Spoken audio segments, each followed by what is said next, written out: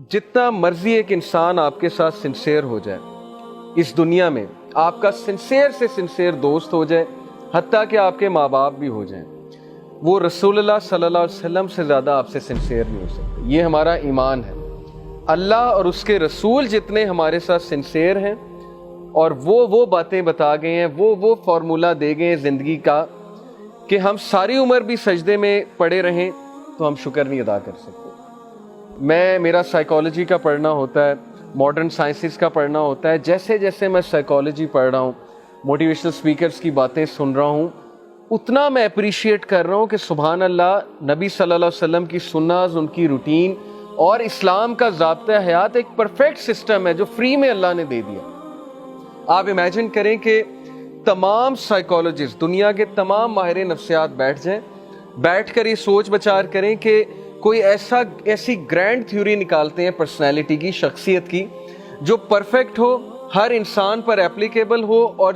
جو پرسنالٹی اس کی ایسی بنائے کہ اس کی زندگی میں خوشیاں آ جائیں، اس کی زندگی میں کنٹینٹمنٹ آ جائے، بیلنس آ جائے، اور وہ زندگی میں بہت خوش و خرم زندگی گزارے۔ کتنے سال لگیں گے اس ریسرچ کو؟ آپ سوچیں، 10 سال تو صرف وہ ایک تھیوری پہ ڈسکس کرتے رہیں گے، پھر دوسری تھیوری آئے گی پرسنالٹی کی، پھر تیسری تھیوری آئے گی، پھر اختلاف ہوگا آپس میں کہ نہیں میری یہ رائے ہے، اس کی یہ رائے ہے۔ کتنے سال لگ جائیں گے اس سے پہلے کہ وہ پرفیکشن پہ پہنچیں کہ یہ ہے وہ گرینڈ تھیوری، یہ ہے وہ perfect system.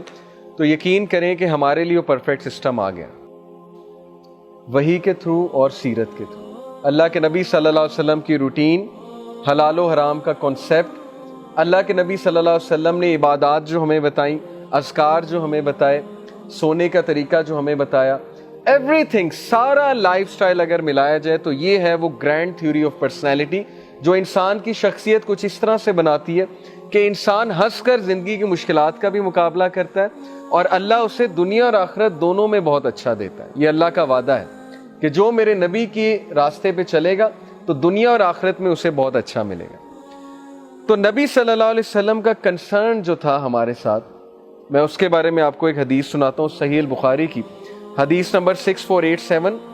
My example and the example of the people is that of a man who made a fire۔ میری مثال اور لوگوں کی مثال ایسی سی ہے کہ جیسے ایک شخص ہے، اس نے ایک آگ جلائی،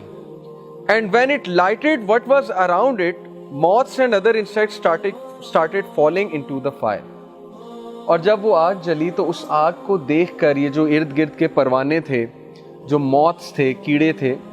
ظاہر ہے کہ آپ نے دیکھا ہے کہ پروانہ لائٹ سے جو ہے وہ اٹریکٹ ہو کر، آگ سے اٹریکٹ ہو کر اس کے قریب آتا ہے۔ تو جب وہ لائٹ جلی، وہ فائر جلی، تو یہ پروانے اس کے قریب آنے لگے۔ The man tried his best to prevent them from falling into it۔ اس شخص نے بہت کوشش کی کہ میں ان کو فائر میں نہ گرنے دوں۔ But they overpowered him and rushed into the fire۔ لیکن وہ گرنا چاہتے تھے، وہ فائر کی طرف آ رہے تھے بار بار اٹریکٹ ہو کر۔ The Prophet صلی اللہ علیہ وسلم added, now similarly I take hold of the knots at your waist to prevent you from falling into the fire, but you insist on falling into it۔ Similarly اسی طرح میں بچا رہا ہوں تمہیں اس آگ کی طرف جانے سے، میں تمہارے لیے وہ سسٹم لے کر آیا ہوں کہ اس پہ عمل کر کے تم بچ جاؤ، اس جگہ سے، اس تباہی سے بچ جاؤ، لیکن اس کے باوجود تم لوگ جا رہے ہو، تم لوگ میری بات نہیں سن رہے۔ یہ ہمارے سے مخاطب ہے رسول اللہ صلی اللہ علیہ وسلم، اپنے امتیوں سے، صحابہ، سب سے مخاطب ہیں کہ میں تمہارے لیے بیسٹ نظام حیات لے کر آیا، لیکن تم نے میرا نظام حیات چھوڑ کے دوسروں کا نظام حیات پسند کیا۔ میں نے تمہیں بیسٹ روٹین بتائی، میری سنت بیسٹ ہیں،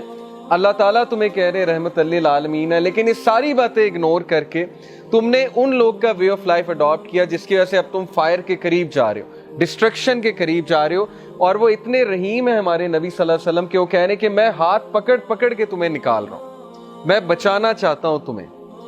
اور آج نبی صلی اللہ علیہ وسلم کی سیرت اسی لیے ہے کہ ہم اسے پڑھیں اور ہم بچ جائیں، ان کی سنت اسی لیے ہے کہ ہم انہیں پڑھیں اور ہم بچ جائیں، ان کی احادیث اسی لیے ہیں۔ لیکن افسوس کی بات یہ ہے کہ ہمارے لیے پروفٹ صلی اللہ علیہ وسلم، ایون دو ہم ان سے محبت کرتے ہیں، ہم کہتے ہیں ہم ان سے بہت پیار کرتے ہیں،